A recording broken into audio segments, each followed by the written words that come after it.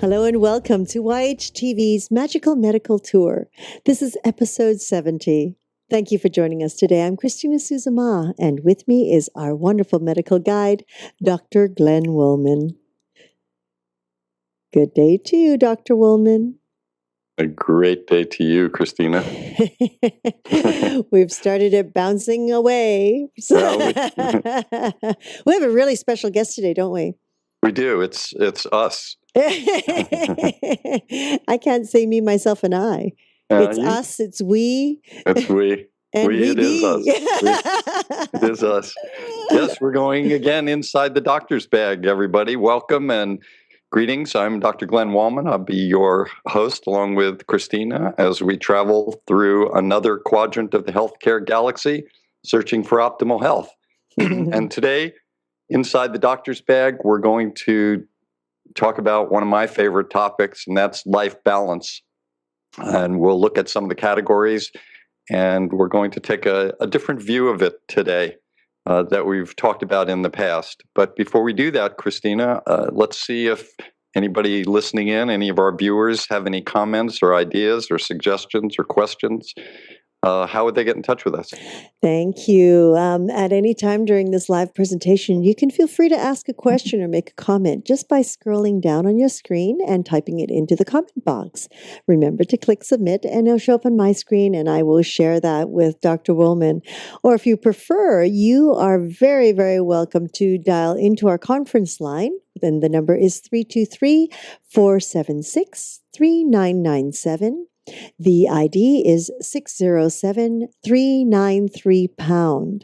And if that went by a little too fast for you, not to worry. It's going to show up on the screen during the show. And again, we look forward to your suggestions and comments and questions all during the show. So join us. Thank you. Oh, you're welcome. Yes. We like it when people call in and send in replies or suggestions, any of those things. It's always good, stimulates us and gives us ideas for other shows. Mm-hmm. So today, one of the things I do as a medical guide is to help people with life balance. And that life balance, for me, has 6 categories in it. And I was thinking the other day, I was preparing for my talk here today, I went back to one of our previous shows with Dr. Mikio Sanke, where he talked about esoteric acupuncture, and he talked about spatial geometry, and he used the term 6 surrounding 1. And it's interesting for me that I have 6 categories, and they're all surrounding the one concept of optimal health. Those categories I've mentioned at various times during this show, but just to mention them again as we go through them, are so important for our life. I looked at this throughout my career in emergency medicine and integrative medicine and as a medical guide. And it's clear to me that these 6 categories need to be addressed by everybody at all times in their life in order to be in optimal health, in the best health they can, or in a place when they may get hurt or ill and they have to come back to optimal health. Having these categories in place in your life as a lifestyle is very important, and we'll go through that today to stress the importance of that. One of the things that I realize for people is that a lot of us have to go from intellect to consciousness. Intellectually, I mean, people may have an understanding, oh, yes, I need to eat right, or yes, I need to exercise. That's the intellectual part of the process. Or I need to avoid this particular food or habit or pattern of behavior.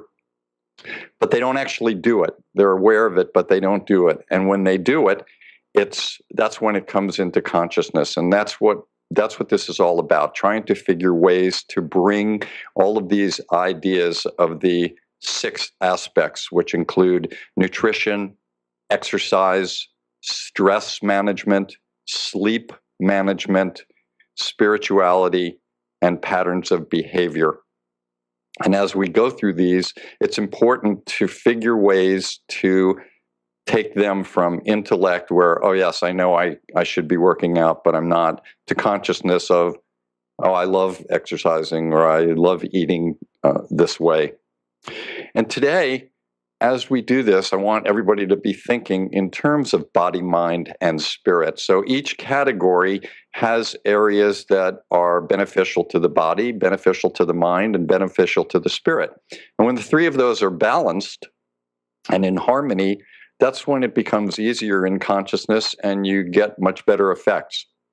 Now, in this show, most of the time with our guests, we're looking at Western views and science of different aspects. For instance, with Andrew Binder, we did the science of sleep.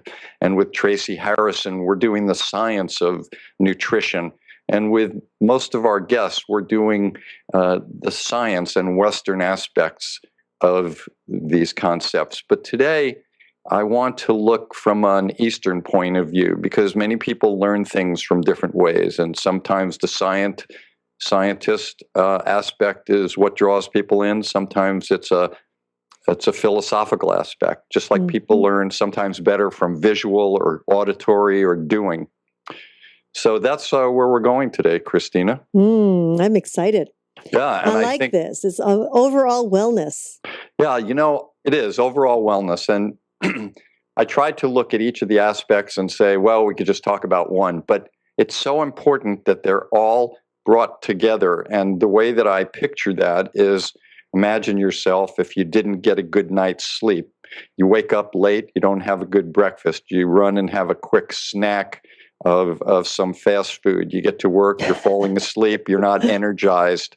Again, you eat something, it's lunchtime, you're passing out, you have a quick fast food. You want to go to the gym, but now you just are overwhelmed with your work. You're stressed out because you haven't finished the program you have to do. You're still not eating well. You didn't get to the gym, and now it's time to go to bed and go to sleep again. You're not going to sleep well, and the process continues. So as you go through each of these, you can look for your own connections. And I would also, Christina, I know that you also do Trinity of Life, so you speak with a number of people in many aspects of life that are always interested in health and healing. So as we go through these, I would love to have some of your little thoughts and tips on each of these aspects. Is that all right with you? That sounds good. If they start creeping in and as we begin. I'm sure they will. I can't imagine they won't. So in no special order, let's start with nutrition. And we've spent many days talking with Tracy Harrison about nutrition. There's so many aspects to that. But I'm looking today for some simple hints for people that might help them to be more nutrition conscious. And so I look here, as I said, we're going to the East today. I look at the way the Japanese eat. And if you think about it, they put things in small proportions, and they usually put things on different little plates. And one of the things this do is it's pleasing to the eye. It's less proportions. It makes you, as you go, instead of everything being in one plate, you have to travel through your eye and your mind a little bit to go from one plate to the other. And that's kind of a little adventure, and it's very pleasing to the eye. And it also slows you down a little bit, and you become more mindful of eating. So I would recommend, as part of the hint, to put things in little plates instead of always putting them on one big plate, like we do so many times in this country, the United States. And we also use very large proportions. The second part of that is to consider every once in a while eating with chopsticks. And the reason I say this, is in America, of course, we could argue and say it's much more efficient to have a fork or a spoon. And the way we think, of course, is, you pierce that piece of flesh or that vegetable, and once it's pierced by the fork, you almost don't have to think about it anymore. You can put your mind back on the television, which you're watching, or in the discussion that you're having, or something else. You don't even have to watch the food going in. You're so confident that it goes in because it's been pierced. or you have a giant spoonful of something. But with chopsticks, it actually causes you to have to be a little more mindful. You take smaller proportions and you are kind of looking at the food at the same time and watching it go in. It's a very mindful way of eating, and which causes you to slow down also. And those are some of the keys that I think I would like to suggest in the area of nutrition. Except if you're Cantonese and you're raised Cantonese. That's why I brought it up as Japanese. Where you pick up the bowl and you take the chopsticks and you're actually shoveling it into your mouth. I know. And that's why I didn't say Chinese or Asian or anything like that. I was very, very specific in saying Japanese, where, it's the little plates and everything like that. But even still, the shoveling in, it's still not quite the same because you're totally involved with it at that point. And if you do have the bowl in front of your face, you're not watching the television. You're looking right at that rice or that Buddha feast or whatever you're eating there. I have to admit, if you're Asian, then you're supposed to take 2 spoons back to back, and then that'll give you the same struggle that the Westernized person has. It'd be interesting. So, what are your thoughts on that, aside from what you've just said? As I picture that, I think that's a great suggestion, Glenn. Of course, it's harder to eat steak and bigger pieces of meat like that, which I would pre-cut it anyways and lay it out, which a lot of Asians do as well. Even though if they want to eat steak, they slice it into the pieces first, and then they have it on a nice platter. Having the little dishes are great, and I think if you have a big family, it's a little harder. Also, if you don't have a dishwasher, it's a lot harder. I was going to say yes. But I'm just saying. But what is fun too is very much too like the Indian style of eating, which is everything is on a very big platter and laid out in little mounds. Little mounds. And that's I always find anything that involves the Japanese have a beautiful presentation, so it makes everything taste, and they put so much love and effort into the food, and of course that goes into the food itself. And I find anytime you're able to display it or have a presentation that you want to get involved with, and as you're eating, I think it's, as you say, it's not so much about shoveling the food or taking these big chunks of food in your mouth and chewing away at it, but it's really being grateful for what we have in front of us and enjoying the flavors, enjoying the morsels of food. And I think that's really, and textures, wow, textures are amazing too. Yep. And I think if we take all those little things into consideration, we tend to eat a lot slower and enjoy it. And more mindful. Yes. A lot of people are coming out with books and articles and blogs and everything on mindful eating. Of course, mindful everything, but mindful eating.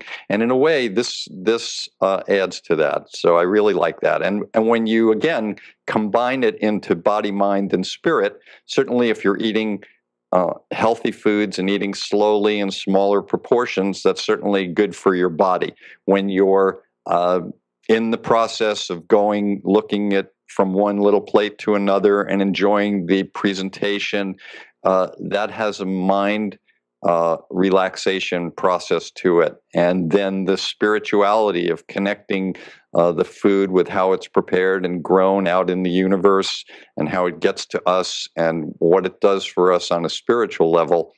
It combines all of those. So I think that's the key here again, to look at nutrition. Of course, there's many things to do, and we're covering just little portions today. Like the little portions of food. Like the little portions of food. Exactly.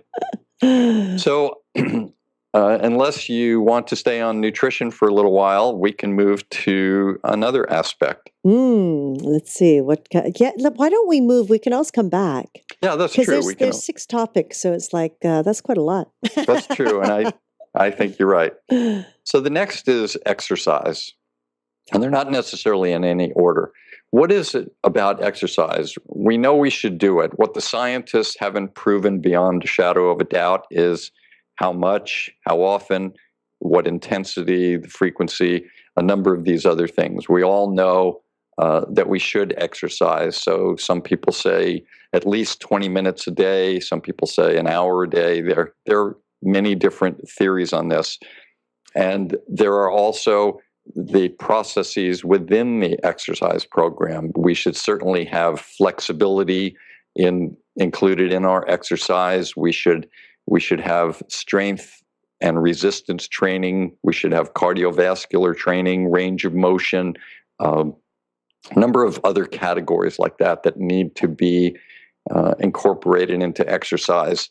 And what I would like to suggest today is that this one also, like the rest, needs to be put into a process of consciousness and mindset, because we're always looking for optimal health, and some of us are very healthy, some of us are not so healthy, but most of us are probably going to get injured or ill at some point. And imagine if you get injured and you break an arm, or you have a bad accident and you break multiple parts. And you have to go through a healing process and a physical therapy process in hopes of getting back to normal, or at least the best you can be, your optimal health at the point that you have now come to within the injury itself and its limitations.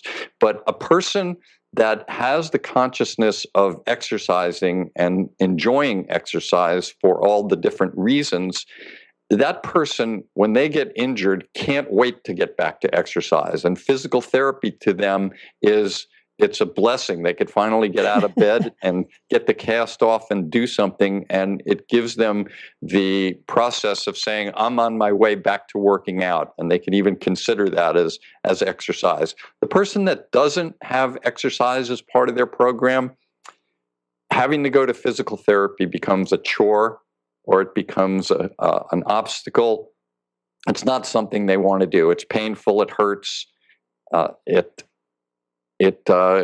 takes energy from them at a time when they'd rather be lying in bed, or they're medicated, a number of other things. So the person that already has the mindset of exercise is way ahead in the game. And that's why I think that's another pattern that we need to look at. We need to exercise. And I really suggest that within the exercise program, that you have many types of exercises. You should have, as I said before, resistance training and endurance training, cardiovascular strengthening, stretching, etc. But I would not say you should be a person that only goes to a gym, or only jogs, or only kayaks. You should have multiple types of exercises that you could do in multiple places and in multiple different types of weather. So that's an important point. But I think that some of the little tips that I would say for today is, if you have a desk where you work a lot, or where you answer a phone, or someplace where you sit and watch television or read, put some exercise equipment around that area. And usually simple things like hand exercises, a hand grip, or the Chinese medicine balls that have that beautiful musical sound as you move them through your hands.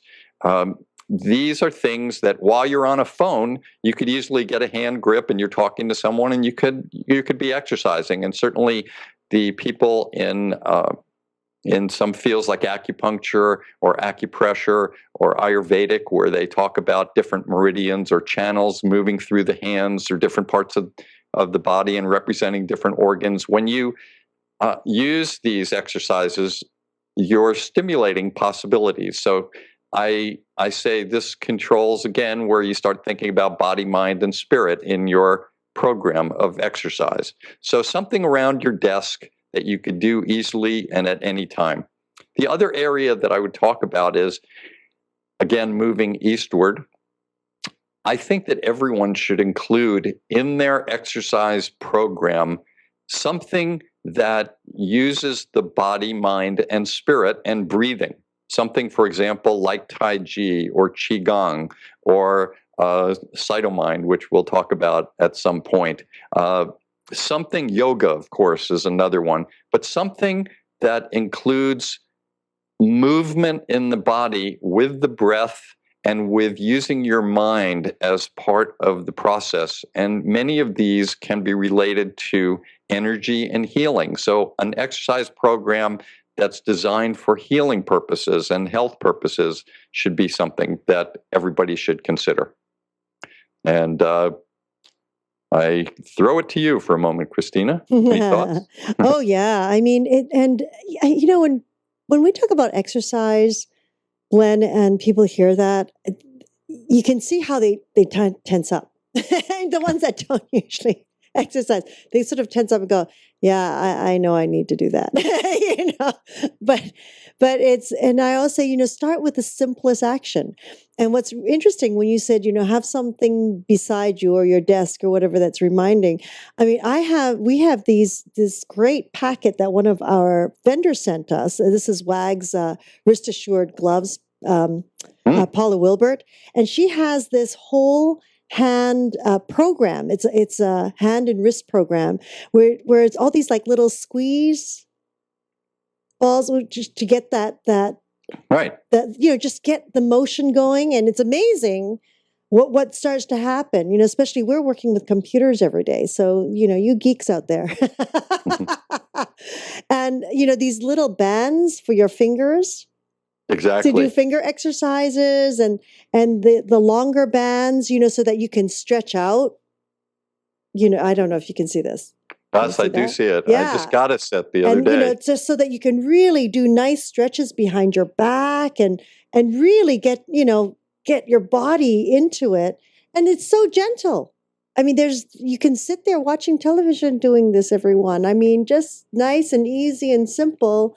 And it keeps your arms strong. It keeps your shoulders open, and just start with that. And you can use those. My computer often freezes or it slows down, or I'm waiting, for something to process.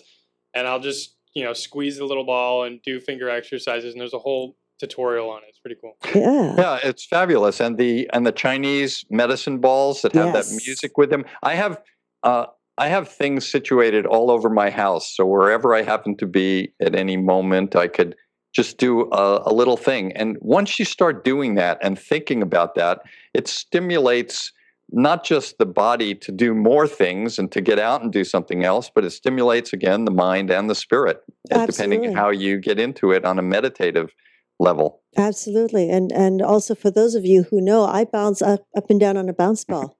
Yeah, that's right. It's amazing how that keeps that mind, the hip moving, the back, the spine moving, and it really helps with balance. And you can do this watching television. It's as simple as that, just as a beginning. Yeah, I agree. And I think, again, you talked about squeezing the little soft balls and the stretching instrument. Many times when we talk about people that are injured, you have a hand injury or something, those are the things you have to start with, because you may have no strength or sensation in your hand, and you don't have the ability to go back to a weight room and use a normal weight that you might be using. You may have to start with the simplest exercises to progress back to a normal process. So if you're already used to that, then healing becomes just part of what you do. It fits better into your lifestyle, and this is an important thing, I think, for people, because most of the time when people are healing, it's difficult to balance healing and life at the same time. And the sooner you get into the concept that healing is also part of life, you can get back into life, and they work with each other in a circular pattern. Absolutely. So there you go with that part of the program. So we've covered nutrition and exercise. Any other thoughts on your part on these two? Oh, I'm waiting for the next one. Okay. Many of us need that next one. That's where these eggs can come in again. Do you even know which one the next one is? Well, I would assume is stress management. Oh, you are good. You are very good. Do you remember that they would make these for people, these squeezies, so that people can have them at their desk for stress management? I have to tell you a little story. I got a birthday present of one of those squeezy things. It looked like a baseball, but it had that gooey material in it. and you could squeeze it, and it felt really fun. And it was a stress thing. At one of the shows that we were doing a while back, and I won't say which one, but there were a lot of things going on that happened to me before the show that I had some stress challenges for a moment. So instead of, usually when I'm doing the show, I have a little crystal that I rub. It's like a touchstone. Sometimes I rub that, but I decided for this one I would try this new thing, and it was feeling really good. And I didn't realize that at one point during the show I was squeezing it so hard that I actually exploded it. And all of this gooey stuff started, and I didn't know because I wasn't looking at it. I felt this gooey, sticky, really sticky, almost like crazy glue coming all over my hand and my arm. Fortunately, it was near the end of the show, but so make sure if you're doing something with one of those, it's just foam. It's yeah. Or rubber rather they than. They should hand those out at the driver's ed school, when you go for your license here in California, because you're stuck on the freeway and you're just like, I know, that would be great. It should be in everyone's bag. Everyone should have that and an aspirin, a baby aspirin. A baby aspirin. Baby aspirin for your heart, and the little squeezy balls for your. They actually, that one is called an exerciser. Yeah, that's right. Yeah, that's right. Because it's shaped like an egg. But he's going to recommend baby aspirin. I'm going to say just a few drops of lavender oil would be just great. Well, baby aspirin is more if you're having a heart attack. And as much as I love all the different herbal medicines, after you take the baby aspirin, the lavender would be good. When I go to a lot of the medical conferences, a lot of the drug companies and pharmaceutical companies and equipment companies all have these little gimmicks of things. So they take those squeezy things and they put them into shapes like a heart or a brain, depending on if they have a heart medication, they have a little love your heart squeezy thing. So I collect all of those and I use them as exercise things. And sometimes I give them to my clients. If someone I see is having problems that they need to squeeze their brain a little bit, I give them a little brain. So stress management. Now stress, we have to know that stress is not just a word, it's chemicals that go on in the body. And these chemicals are designed to help us escape from something or have extra strength or speed. And it also protects the body during a time of danger. And these chemicals flow through the body. And then when the stress is over, they disappear and they don't do anything else until the next stress process. If somebody is continuously stressed, then I like to use the metaphor as a fire. The chemicals inside of us are like a fire. And fire can be used for beautiful, beneficial purposes. You can use it for cooking in a barbecue. You can use it sitting around a fire pit with a number of people and telling stories and bonding and having really good times. Fire is used for light sometimes, number of good things. But when fire gets out of hand and out of control, it wreaks havoc and it causes destruction. And it's the same thing exactly with the stress hormones. Those hormones, if they get out of control, meaning they last too long or they're too strong, they cause problems in the body and all over the body. And whatever part of the body gets affected most, that's where your weaknesses come and your injuries and your illnesses come in many cases.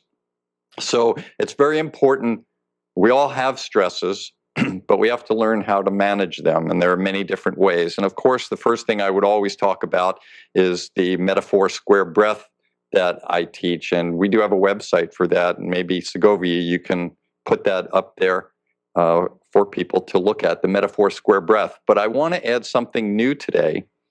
And I may have talked about this in the past, but I want to talk about the heart smile.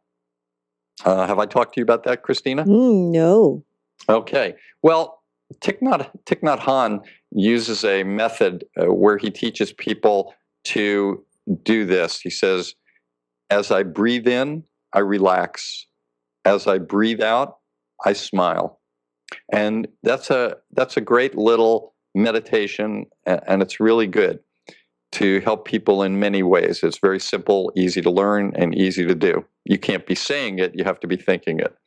But what I like to do is, under a stressful situation, what we do is you relax for a moment and maybe do the metaphor square breath to calm yourself down and transition and to put things in perspective.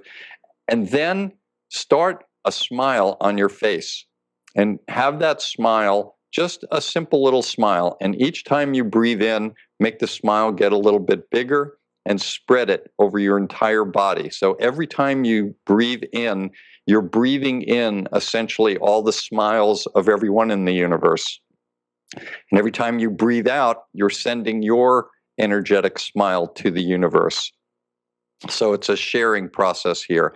And after you start to breathe in and spread the smile from your mouth to your face to all over your outer skin and outer body, bring that smile into your heart and make it a heart smile, and feel as if your heart is actually smiling. And again, each time you breathe in, make that smile and energy get bigger. You're breathing in the smiles of people and you're getting a stronger smile. And when you breathe out, that smile is emanating from all over your body into the universe. And it's very simple. So I'd actually like to do that with you once, Christina, if you don't mind.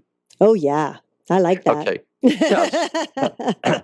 So let's do the metaphor square breath for a moment, and then let's go right into the heart smile, okay? Sounds great. Okay, so exhale for a moment and relax and breathe in. 2, 3, 4. Hold. 2, 3, 4. Out. 2, 3, 4. Hold.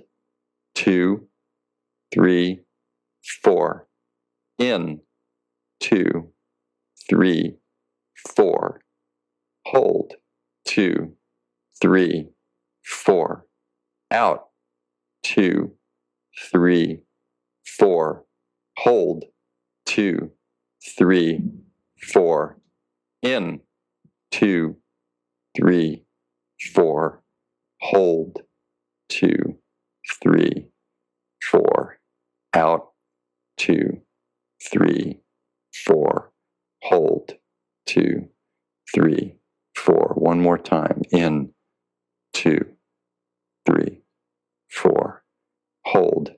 2, 3, 4. Out. 2, 3, 4. Hold. 2, 3, 4. And now just begin to breathe in and out. And as you breathe, begin to form a smile on your face. Just a simple little smile. Perfect. That's the smile we're looking for. And then expand that smile each time you breathe in to all over your face, into your senses, into your skin, everywhere. And as you breathe out, picture that going everywhere into the universe. I love that. And then picture that going into your heart, and then continuing the same process. As you breathe in, just feel your heart expanding with a smile and moving out into the universe as you breathe out. And that process, the combination of the metaphor square breath and the heart smile, under stressful circumstances, if that doesn't take you out, then you need to go to your physician and start talking about the possibility of some programs to help you. No, just give you a call. Yeah, or just give me a call. It's hard to get stressed when you're smiling, you know, and especially if your heart is smiling. So that's it for me today in the stress management department. Clearly, there are many other techniques and things that can be done, but I recommend that everyone have a program that they go to into their own mind when they get stressed. And you could see where this, again, combines with other things. If you're stressed and you're trying to eat, you're not eating well, you're not doing that mindful eating that we're talking about, and your digestion is bad, then you don't absorb the food, you're not getting the nutrients, you're weaker, and you can't exercise well. You can't exercise well, you don't burn off enough energy, you're gaining weight, and now you're having trouble sleeping because you weigh too much and you haven't exercised and you're still stressed. And that's it in a nutshell. That's only part of it. Any thoughts on your part? What do you do for stress management? I'm a big believer in that breath work. I really am, especially when things are getting really out of hand. The best thing, when I learned how to breathe like that, Glenn, whether it be through the meditation process or anything like that, it really brings everything calm. And not just myself, even kids. They I tell moms when the baby gets get out of hand, put the baby against their chest and take a nice breath in and just, do a long om. And when the baby feels that vibration and that breath coming out, believe me, it de-stresses both of you. Yeah, I agree. Yes. And if you think about the hypothetical situation where if everyone on the planet at the same time did the breath work and then the heart smile, what kind of a planet we would be portraying at that point? Oh, absolutely. Absolutely. If people would just connect to that so simply. So simple. Yeah, it's very simple. So you want to move on to our next? Or Let's do that. Do we still need to talk about stress anymore? Well, here's your Woolman Metaphor Square Breath. For those of you who are listening, you can either go to Dr. Glenn Woolman's site, glennwoolman.com, where you can also see this.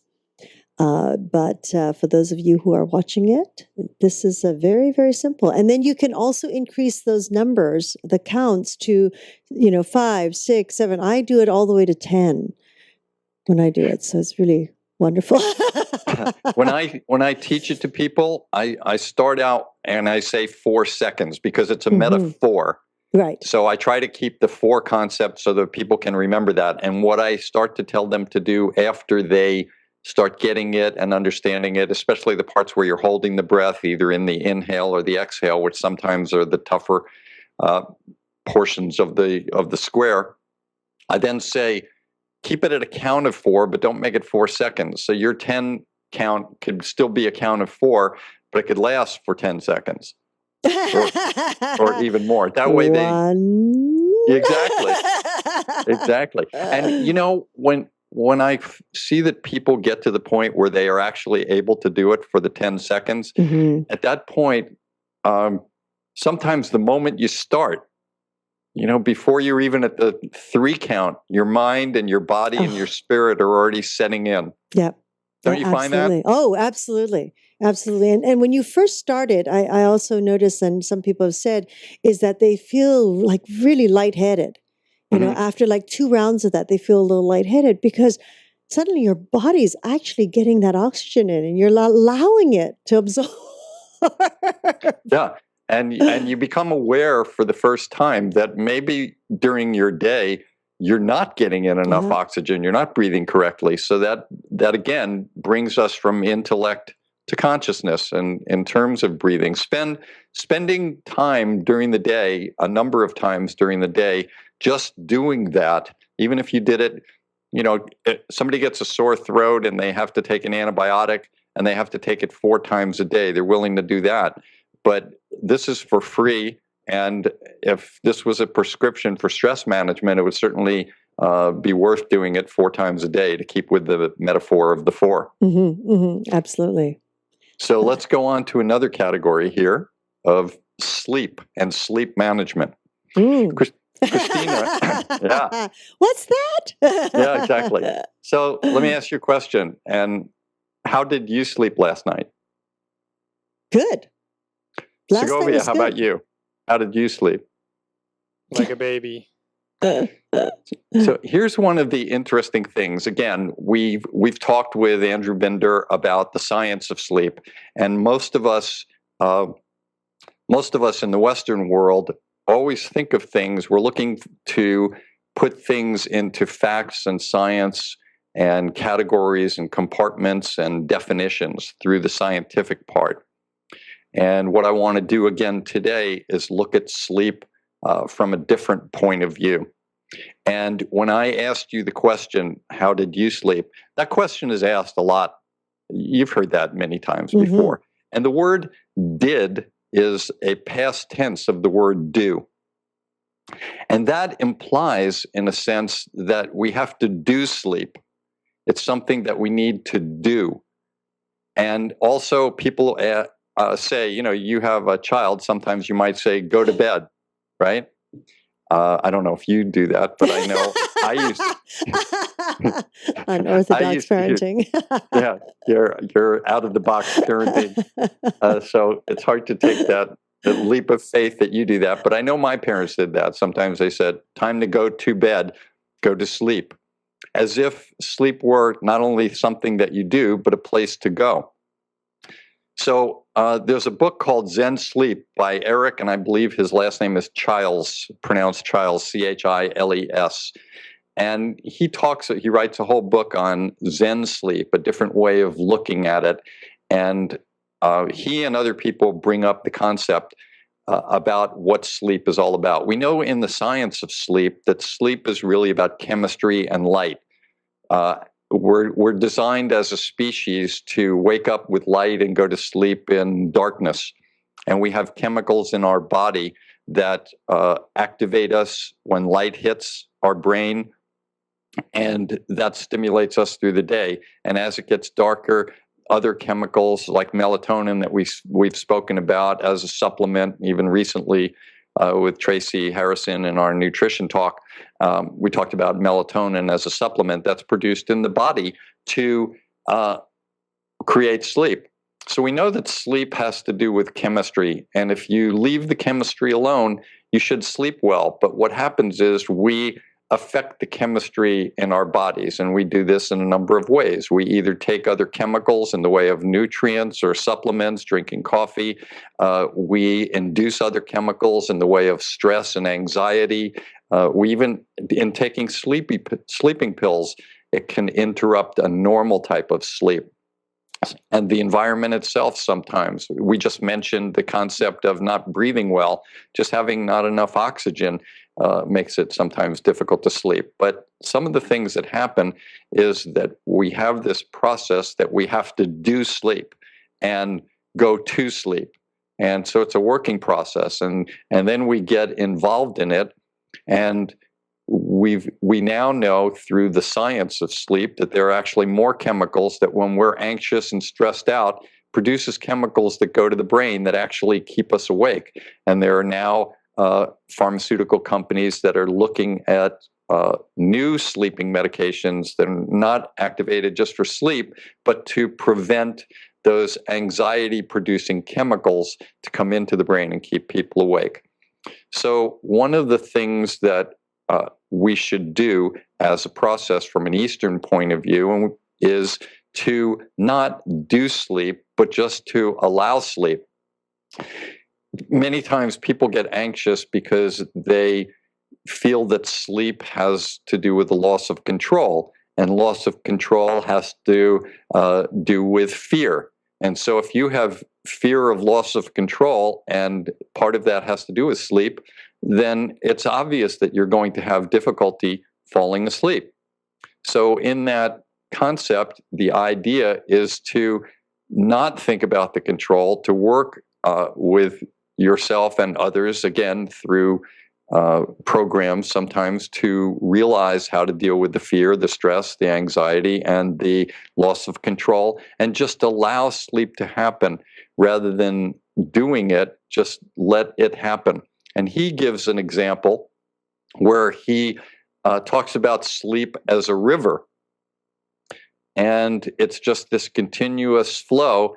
And each night or each day, if you're a night worker, each time when it's time for one to go to sleep, is to just start to quiet your mind and move away from the control, move away from the fear, stop thinking about things and just allow yourself to come closer to the river, to the banks of the river, and then gradually you get immersed in the river of sleep, and chemistry takes over, sleep takes over, and next thing you know, you're asleep and you wake up, and then the chemistry starts for waking up.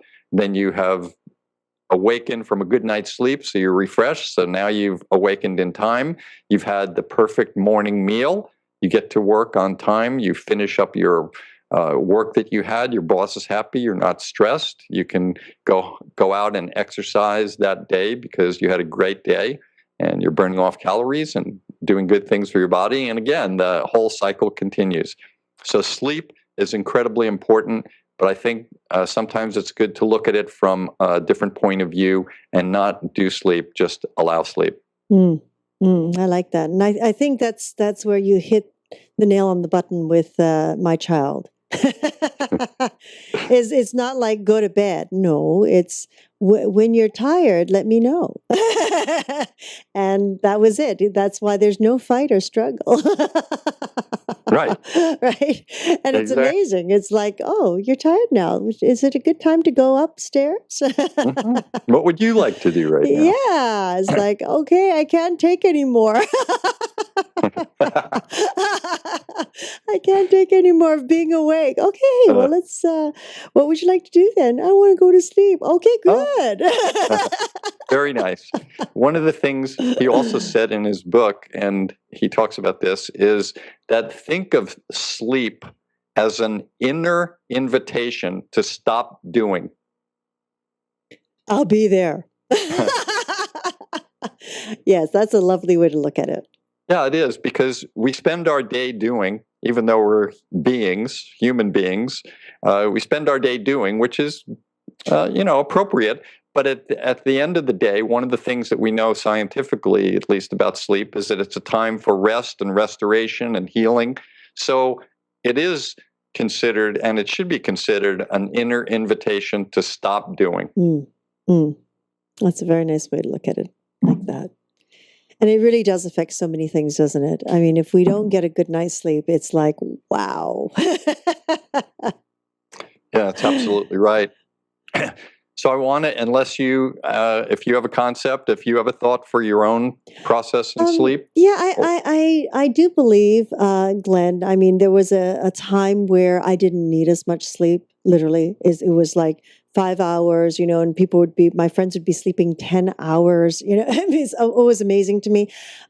The energetic person I was growing up, and all the way really till I had a child. I mean, I could bounce around all day, and who knew why? But my average was 5 hours, and I felt great. I could live off of the 3, but my best shot was the 5. And and as time has gone on, it has shifted. It has really shifted to a good 7.5 hours of sleep now. And I do know if I oversleep, I do get a headache as well. So I think for every individual, you sort of find that place that works for you, and be honest. Yeah, I think that you just said it right there. Be honest, because if you say a person who likes to say, "Oh, I only need 2 hours of sleep a night," and then you watch them during the day, they're either drinking 12 cups of coffee, or they're nodding out, or they're yawning, or they're dreaming about bed, then they don't really need 2 hours of sleep a night. Everyone needs to sleep, or most everyone needs to sleep. What do you think on this topic? What do you think about what a lot of European countries do, where they have a siesta in the middle of the day?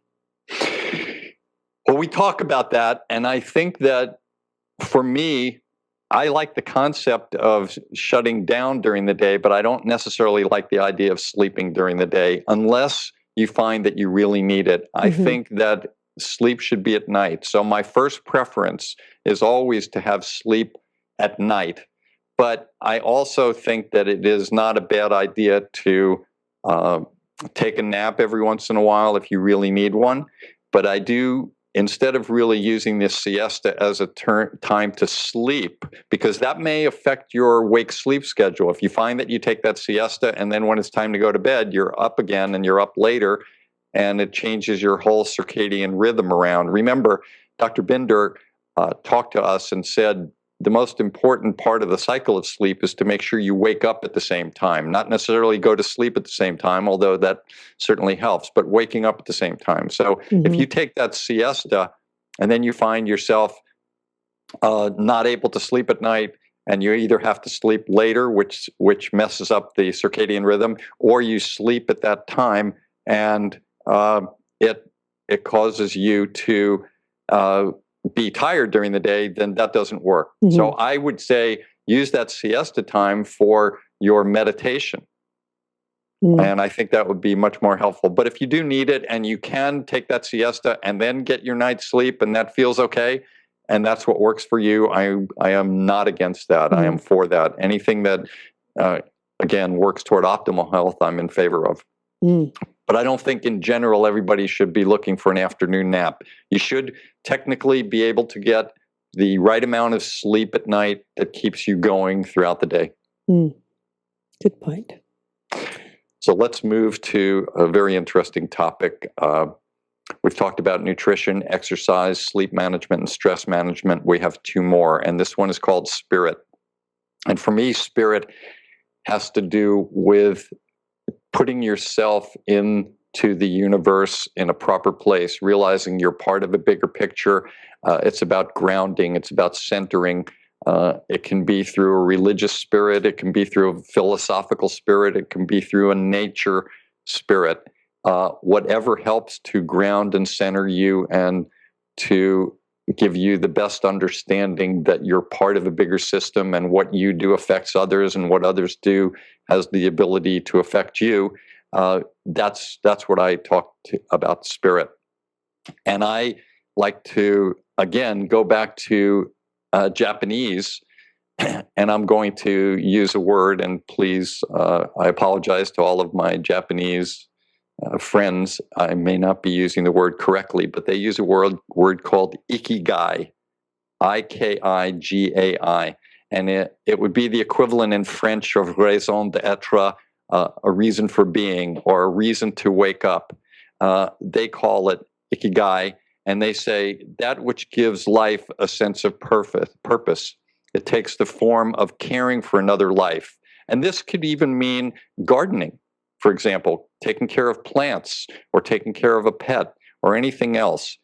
And so this is what I want to bring up today in terms of a tip for spirit, to look for something that makes you have a reason for life and gives purpose other than you, to care for something else. And by caring for something else, number one, it clearly takes your attention off yourself, especially, if you're stressing out or anxious about something, you have a loved one that's sick, or you're having a problem in your job. Sometimes the process of finding solutions or getting through something when you're stressed out and all the chemicals of the stress hormones and the anxiety hormones and chemicals are messing with your mind, that's not the best time to make a decision, nor is it the best way to make a decision.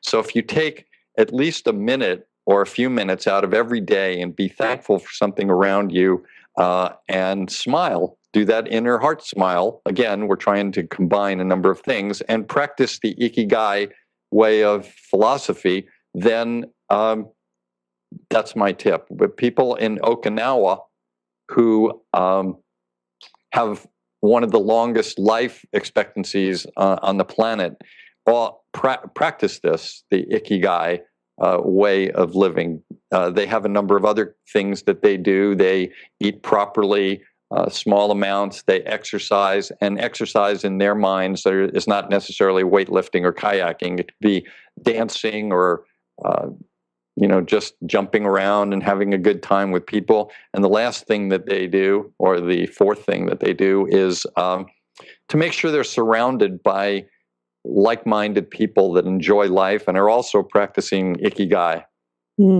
So that would be my spirit hint for today. The spirit hit for the day. Hit or hint. Yeah, no, that's lovely. That's really lovely. And yeah, connecting and being.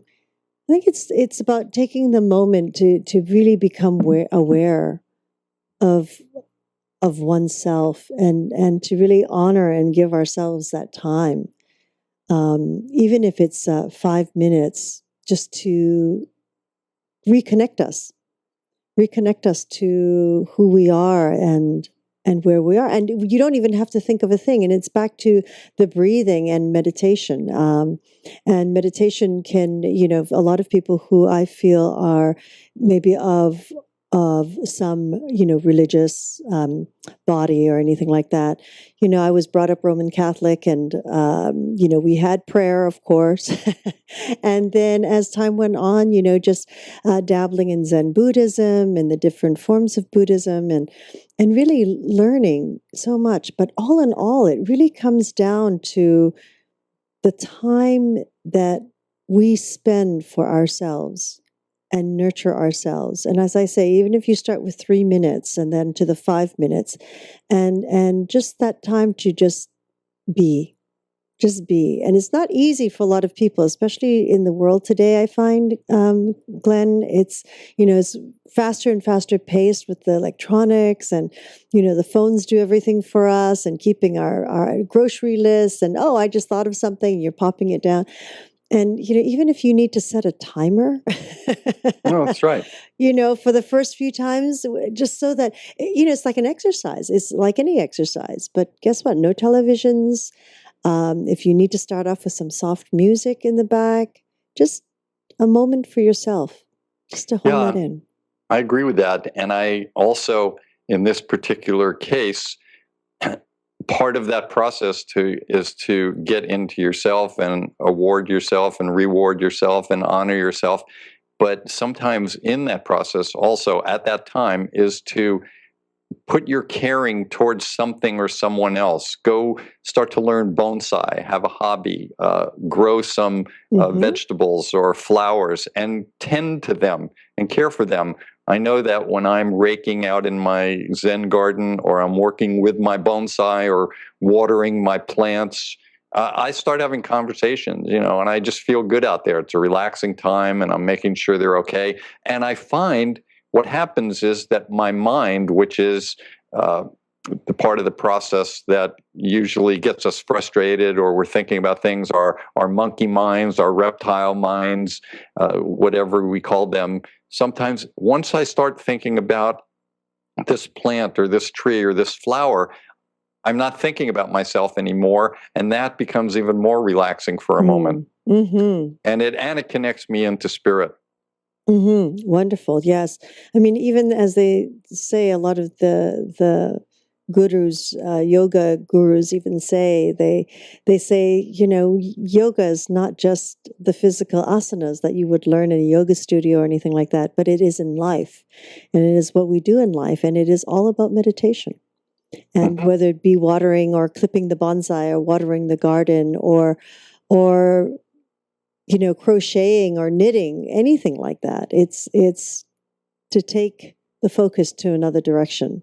Do it mindfully. And speaking of that, I'd like to go into the last one, which is patterns of behavior. So we've talked about nutrition, exercise, stress management, sleep management, and spirit. And the final one of the 6 is patterns of behavior. And remember at the beginning, I spoke about taking things from intellect, and what we want to do is evolve ourselves into consciousness. So my suggestion in patterns of behavior, and a way of essentially putting evolution into action, is to look through each of these aspects and find some pattern that you're doing that's causing you not to eat correctly, not to go and exercise, not to meditate. Find something that is causing a pattern of behavior and recognize it, and then look for options of ways of changing it, and then you have to choose to change it. Then you take action and actually change the pattern. And you at some point have to go back and reevaluate to make sure that you didn't fall back into an old pattern. So in going through each of these different aspects, look at them from a point of view, especially if you're trying to choose a new, healthier pattern. Look at a way of doing it that will include body, mind, and spirit. And that will be putting evolution into action as you move more quickly into optimal health. Mm. Those patterns of behavior. Patterns of behavior. You know, we're all about patterns, Yes. and we're all about patterns of behavior. We have physiological patterns, which we talk about. The heart beats at a certain rate. We breathe at a certain rate. Our waking and sleeping cycles, those are physiological patterns. But we have patterns of behavior, how we put our clothes on each day, how we put makeup on, how we take a shower, brush our teeth, start the car, dating, you know, finding a date, meeting people, dealing with a boss, taking on a subject or a task. All of these things are about patterns of behavior. So if you're not doing all the things as you go through these areas that we've talked about today, and you're saying, yes, I know I should be eating better. When you're saying that, that's a pattern of behavior. And so, and that's an intellect that you learned from somewhere. That pattern of behavior you learned from somewhere, so you know you should be changing it, and now you have to take it to consciousness and make it part of your life. And by doing that, and by doing all 6 of these things and being constantly aware of them to the point where when it becomes consciousness, it becomes easier.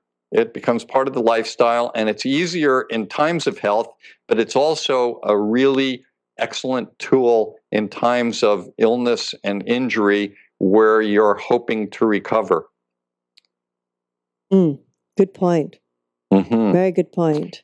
I work with people a lot that are critically ill or critically injured, but they are at that point where there may be a chance that they can survive.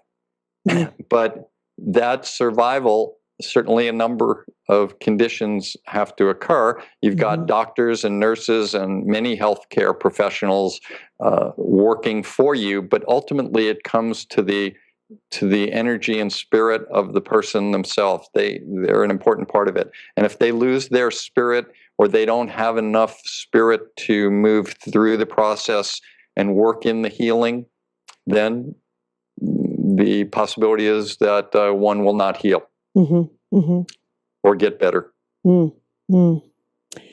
Yes, those patterns of behavior, and you can change them.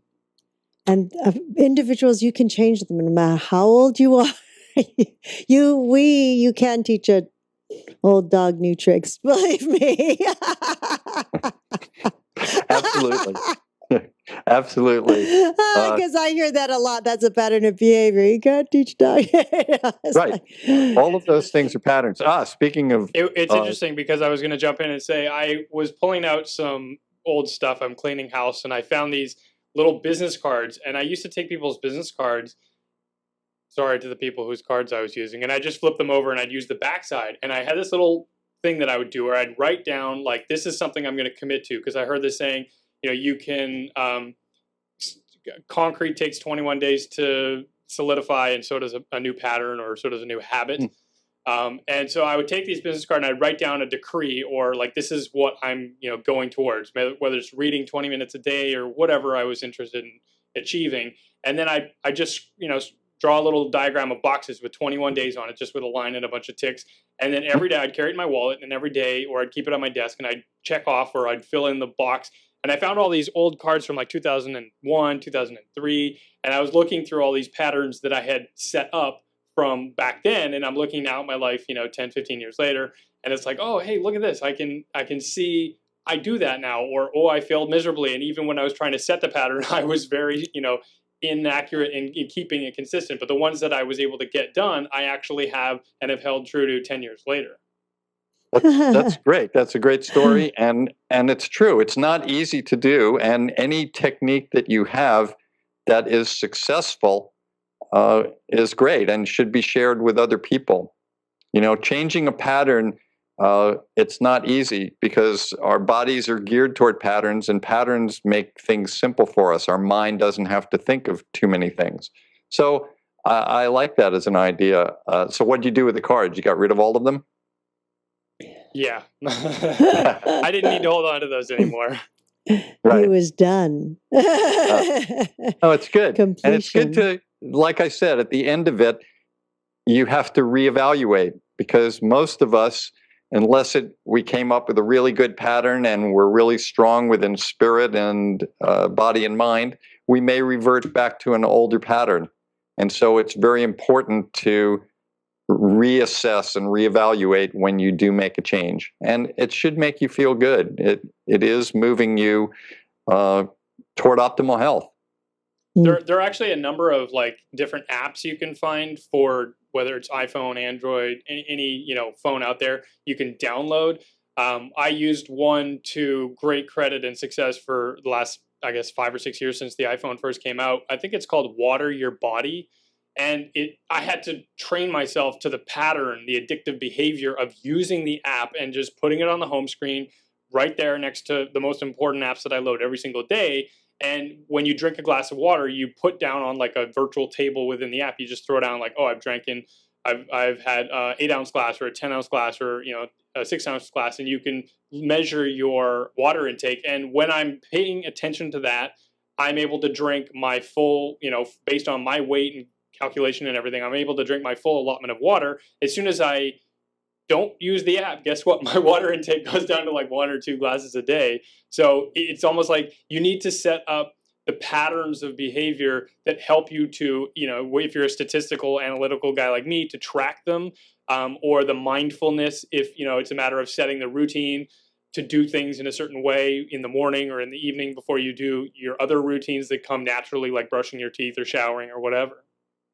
That's that's really a great tip. I really like that. So one of the questions I would have for you, in order to solidify a new pattern of behavior, were you able to analyze as a analytical type person? Were you able to say that when I had my right amount of water, I felt better, or I felt worse, or I saw no difference, or what was your analysis? I probably went to the bathroom a lot more. But actually, I kept called a good cleanse. I've kept it up like for 6 or 7 months straight, and then I'll fall off the bandwagon, and then I'll be cleaning out my phone, and I'll look at it, and I'm like, oh, there's that app that I forgot to use for the past 4 months. Let's get it back out, and I can go right back into that habit.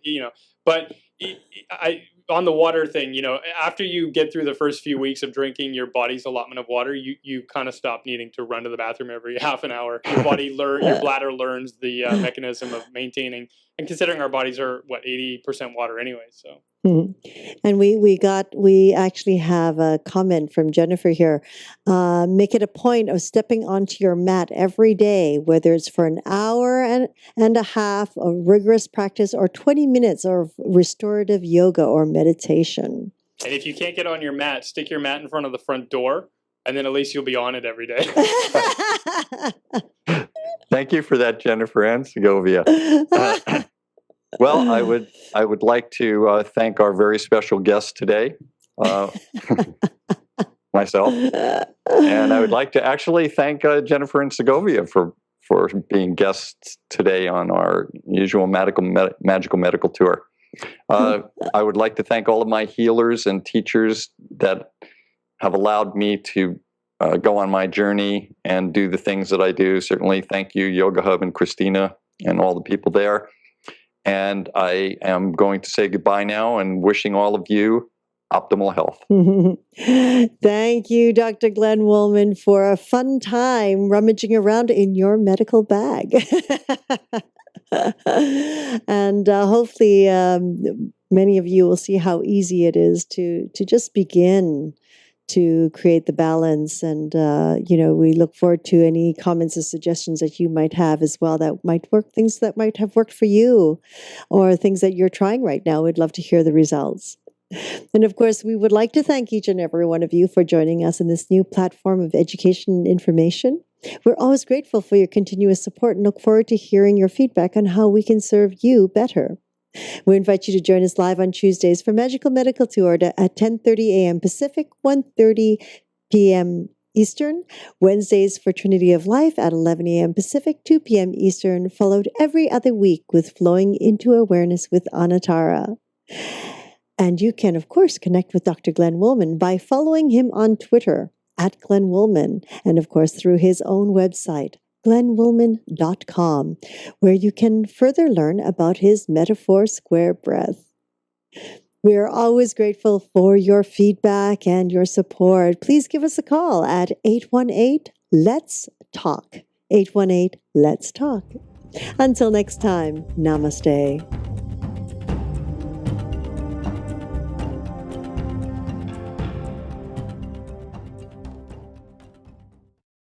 YHTV's Magical Medical Tour. Come join Dr. Glenn Woolman and Christina Suzama as they journey through the healthcare galaxy, interviewing doctors, healthcare practitioners in the attempt to share ways to achieve optimal health. Join us on yogahub.tv every Tuesday at 10:30 a.m. Pacific, 1:30 p.m. Eastern. Breathing is a very important part of everything we do. And in the Woolman Metaphor Square Breath, if you can imagine or see the picture of a square, in the bottom left-hand corner is an A, and then up in the left-hand corner is B, then over is C, and then at the bottom right is D. This is the Metaphor Square Breath. If you think about it, when a person is born, the first thing that they do in life that declares that they're an individual is to take a deep breath, and that's inspiration, and we make that inspirational.